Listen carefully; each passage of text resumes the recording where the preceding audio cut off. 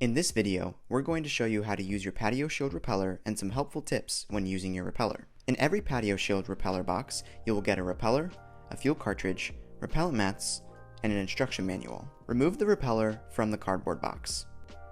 Take out a blue repellent mat from the packaging and slide it under the black grill. Double check that it's centered under the black grill. Insert the fuel cartridge by removing the cap and screwing in the fuel cartridge with the threads of the repeller. Twist the bottom to the on position, wait a few seconds, and then twist to the ignite position. You may have to do this multiple times. Check the view window on the side to make sure there is an orange glow indicating that your repeller is on.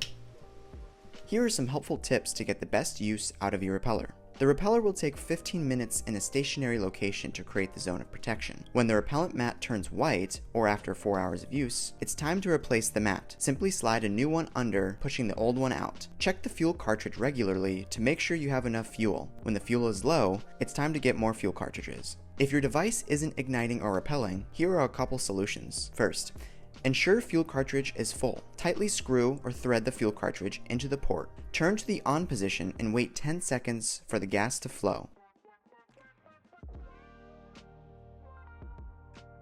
Repeatedly twist to the start button. You should hear a clicking noise.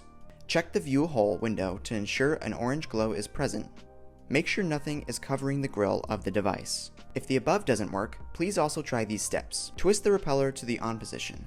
Let the fuel run through the repeller for about 2 to 3 minutes. Then, twist to the igniting button 2 to 4 times and see if the repeller will ignite. An additional note, our mat and fuel repellers will not work at 4,000 feet above sea level or higher.